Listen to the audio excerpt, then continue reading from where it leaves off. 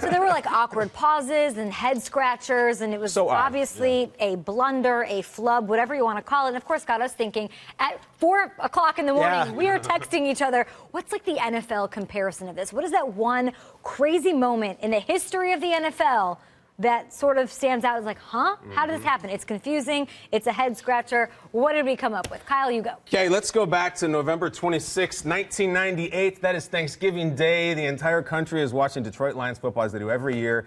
And a man named Phil Luckett fits really well into a limerick, unfortunately for him. Jerome Bettis, there he is, who incidentally, if you don't know, is from Detroit. And he was back in Detroit. We're in overtime at 16-16, Lions-Steelers. What do we got? There's the coin toss, and there goes the hysteria. Bettis claims he said tails. Luckett immediately says, you said heads. Bettis and Carnell Lake are up there saying, no. This is our ball. The Lions are awarded the toss. I believe that's Robert Porcher up there. Yes. They get the ball, and of course, you know Jason Hanson's not missing a kick in overtime. He played there for 40 years. Now, the aftermath of this is that Bettis was apoplectic after the game, saying, I called tails. A Pittsburgh TV station pulled up the audio of it and said Bettis actually said tails. And he kind of said both. So Luckett was in a way exonerated because his story afterwards was, no, I heard Bettis say two. The audio revealed that Bettis said tails, and that is how the story goes. So Phil Luckett, not necessarily the bad man he was made out to be, but mass hysteria in the game when the whole country is watching TV. A blunder, a letdown, and I still don't think it was as bad as what happened last night. That was a crazy one. Similar one for me. I go back a few years ago. We have the replacement refs. Everyone's up in arms about these replacement refs. We need their old refs back.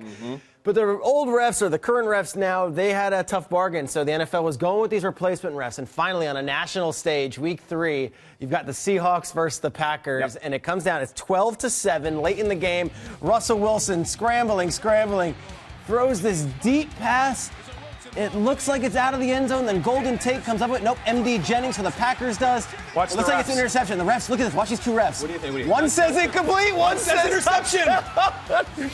So we don't know. This has gone down as the Fail Mary. They called this a touchdown. The Seahawks won the game.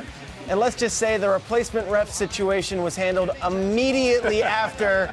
Within days, it was resolved, and the real refs came back. Pete gets the win. Aaron Rodgers is famous for coming off just shaking his head, saying, I have no idea what that was. Yes. I don't think we lost that game. It's gone down as the Fail Mary, but this is very similar to the Warren. It's not every day you have. And Stone handled it very well, unlike Aaron Rodgers. No, Aaron Rodgers wasn't thrilled. Wayne Elliott was the ref's name. He was a high school official calling that game, and Wayne Elliott will go down with Warren Beatty maybe as the. You're right. Or Price Waterhouse. I don't know who's to blame. I don't know if Wayne Elliott is. It's not Warren. It doesn't matter but Warren Beatty is going to be connected with this for the rest of time. Exactly. This is one of the great Hollywood actors for 40, 50 years. Yeah. And now one of the things that young people are talking about, oh, yeah, you messed up the Oscars. No, he didn't. Do some research. Wiki him, because I'm on his side. You're going to forget all about Dick Tracy. I know. Dick Tracy. Heaven can wait. We're talking big blunders, of course, with what happened with the Oscars last night here on Good Morning Football. Nate, what do you got? Halle Berry, hey now. I'm going to take you back to 2007. I'm going to stay with the Seattle Seahawks. At the time when I was playing with them, this is a year removed from getting to the Super Bowl. We're playing in an NFC wildcard game up against the Cowboys. The Cowboys have a chance to win the game. It is an absolute chip shot. I am on the sideline. We had the game won, and then Dallas went down, and they have a chance to win the game. They are sitting right in front of the end zone, and Tony Romo drops the snap. And this isn't a beat Tony Romo up moment, but this is a point in his career that defined him for years. A decade, probably. Because it followed him. They kept talking about the clutch moments. Yep. And he wasn't a quarterback in this situation. He was just holding his snap. And my guy, Jordan Babineau, makes the tackle right before he gets in.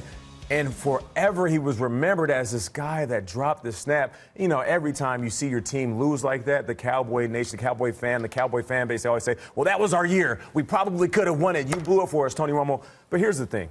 I'm sitting on the sideline. This was the first time in my career where I felt bad for an opposing player for making a mistake. 100%. Now, I get it. It kind of sounds twisted in a sense because if he would have got snapped down, we would have lost the game. Yes. But it was the way that the media beat him up. I was walking to the sideline celebrating with my teammates, high-fiving, going into the locker room one of the most joyous experiences I've ever had as an athlete. But in the back of my mind, I don't know if I'm just a little bit too sensitive, but I was thinking, they are going to eat this young man alive. And did they ever, as soon as the game was over, and then, like I said, years following, they just beat Tony Romo up. 2014, in my opinion, was the year that he finally got over that snap because he had an MVP-like season. So, yeah, that was one of the biggest blunders I've seen with my own eyes. I'm just happy we hit our quota. We mentioned Tony Romo in the first 10 minutes of the show. Hey, Cowboys. I feel bad for Martin Gramatica, a.k.a. Automatica, who was about to make a game-winning kick, and he had a guy who'd made fun of a lot in his career, too. That was going to be his moment, and Tony Romo blew it. Okay, I have to give credit to the Daily News here, because we have the Warren Beatty story, of course, but on the other side, we have a Tim Tebow story. Look what they did. Heaven Can Wait, a Warren Beatty movie tying it to Tim Tebow. This is good New York tabloid. That is awesome. I love those guys. Great job. Hey, what do you have? Take us home. I love that you went personal on that, because I think throughout the whole show, we're going to talk about this Oscars thing and tying it into the NFL. We want to hear from the viewers at home. Personally, with your fan base, one of the 32 teams, your team, what was the biggest blunder to you personally? What do you remember watching? Remember, like, your head scratch moment of your NFL experience? We want to hear that.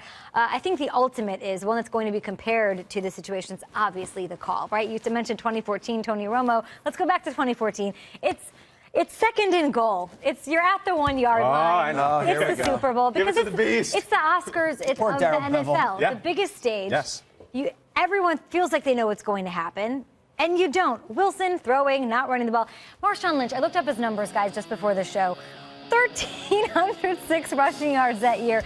He led the NFL with 17 total touchdowns that season. He averaged 4.7 yards per carry. How do you not run the ball? He was dragging guys up to the goal line. What is happening? The prior snap, it was all the way down. Dante Hightower made the game-saving tackle, but 2 seconds earlier. He already had a touchdown in the game. He already had over 100 yards. Now we got to go to Lockett. He could fall forward for 3 yards. Or sneak it with Russell Wilson. This was is the theirs. all-timer. Seahawks The Lombardi was theirs. Malcolm Butler. I'm sorry, I'm like banging No, you the should bang the breakfast table. table You this should. morning.